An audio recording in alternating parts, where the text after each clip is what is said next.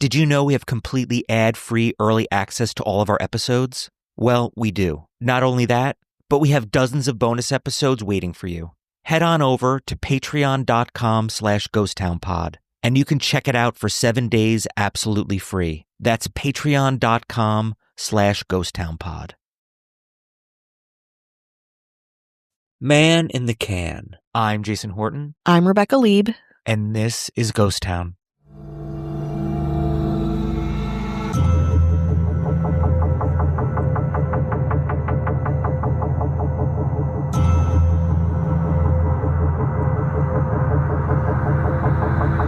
In 1966, organic chemist and food storage scientist Fred Bauer came up with a very clever way to buy and consume chips, uniformly in a tube rather than tossing them into a flimsy, unwieldy bag.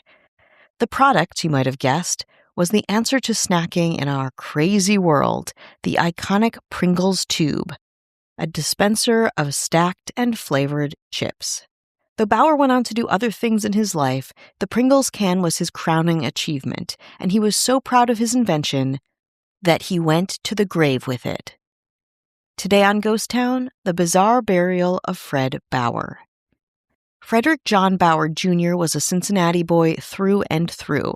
Born July 14, 1918, Bauer was a graduate of the University of Toledo in Toledo, Ohio, and received both his master's and PhD degrees at Ohio State University.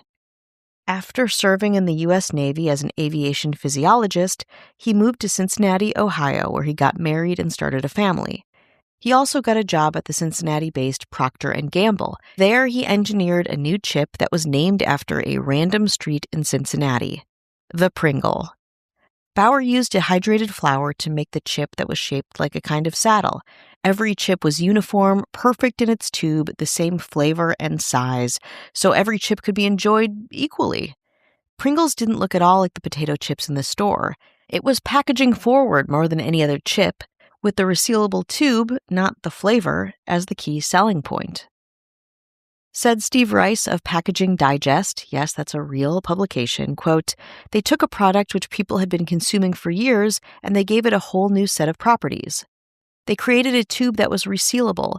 It would ensure that the product wouldn't be damaged, that the chips wouldn't be broken. And to a certain extent, it made eating potato chips a little bit of fun.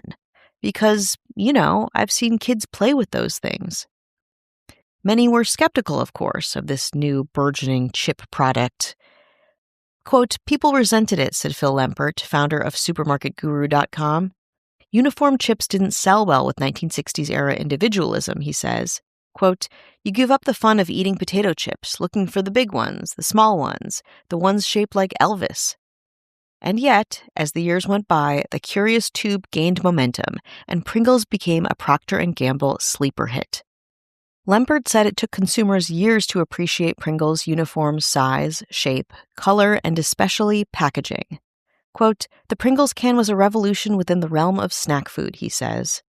In 1970, Bauer won a patent on the tubular container, immortalizing himself in the Snack Food Hall of Fame, at least, in my opinion. After the success of Pringles, Bauer continued to work at Procter & Gamble, engineering lots of other products, most notably a freeze-dried, just-add-milk ice cream product called Cold Snap, where he oversaw future Microsoft CEO Steve Ballmer. And yet, Bauer never replicated the success he achieved with Pringles. He retired from Procter & Gamble in the early 1980s, and of course, when he did, he became introspective about his life, his achievements, and his death. It was then that he brought up an unusual idea to his family, being buried in a Pringles can. Quote, "When my dad first raised the burial idea in the 1980s, I chuckled about it," Bauer's eldest son Larry, 49, told Time magazine. Larry Bauer quickly realized that his father was serious. Family jokes circulated about the Pringles plan, but no one questioned the elder Bauer's decision. So when Frederick Bauer died after a battle with Alzheimer's, Larry and his siblings stopped at a Walgreens for a burial can of Pringles on their way to the funeral home. Quote, "My siblings and I briefly debated what flavor to use," he says. "But I said, look, we need to use the original." After Bauer's death on May 4th, 2008, at the age of 89, of course, his children honored his request, burying some of their father's cremated remains in an original flavor Pringles container.